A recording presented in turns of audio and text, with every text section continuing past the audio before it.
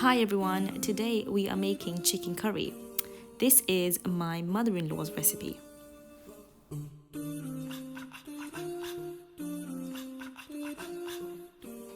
Okay, so you're going to need a tablespoon of ginger and garlic paste, some whole spices, 4 tablespoons of olive oil, and some ground spices.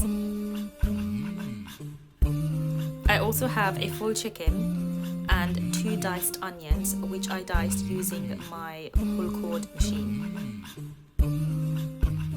Step 1 is making the gravy, also known as the curry base.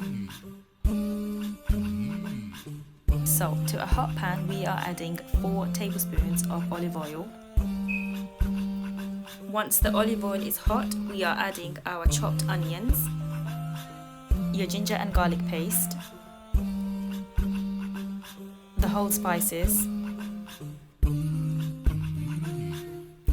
and salt. The salt and the chilli should be adjusted to your taste. The exact measurements are in the description box below. Now we need to give it a good mix and let the onion soften. This takes about 5 to 7 minutes, sometimes even 10 minutes. Cover it with the lid and give it a mix every so often because it does tend to stick to the bottom and burn really easily. So definitely keep an eye on it.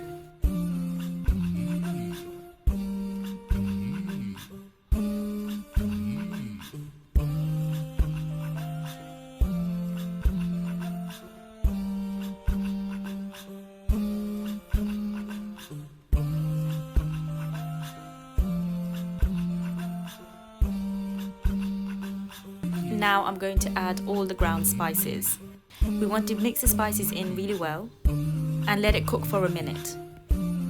Again, just keep an eye on it because it does burn very easily. Okay, so now it's time for step 2. Add the chicken to the curry base. Mix it well so that the chicken is fully coated in the curry base.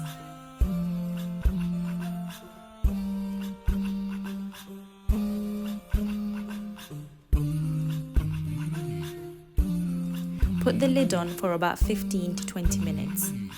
You need to stir it often so that it doesn't stick to the bottom and burn. I've always found it difficult to make curries because the ingredients weren't precise. I've made the ingredient list very precise for this recipe.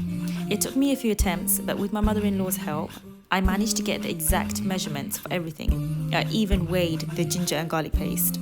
I hope this makes it easier for you guys, especially if you're new to cooking curries. I've tried a lot of different recipes. The recipes I would find online were Indian or Pakistani, which are lovely, but quite different to Bengali style cooking.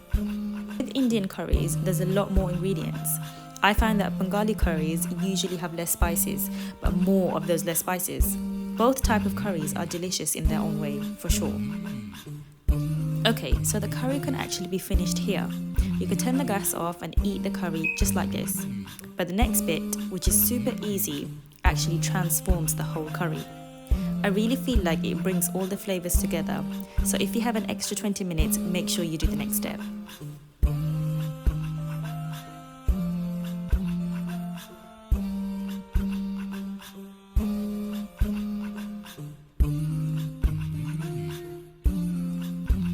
Okay, so the last step, which is actually optional, you need to add 250 milliliters of boiling hot water to the curry. You put it on low to medium heat and you let it simmer for about 20-25 minutes.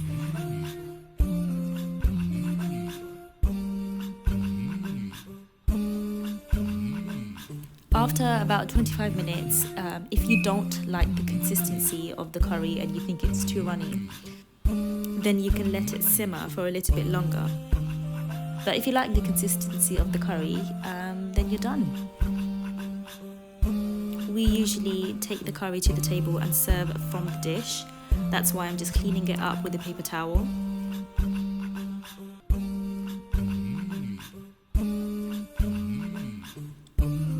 And then garnishing it with a little bit of coriander.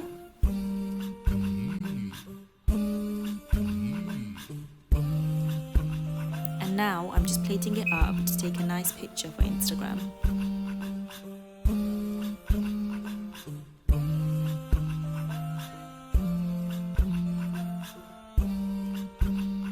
If you enjoyed this video, then please don't forget to like and subscribe. Oh, and leave a comment too. Apparently I was supposed to say that.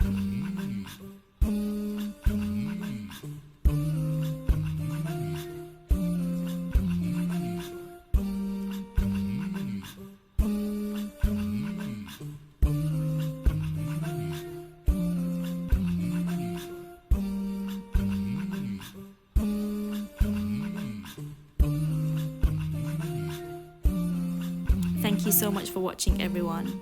Bye.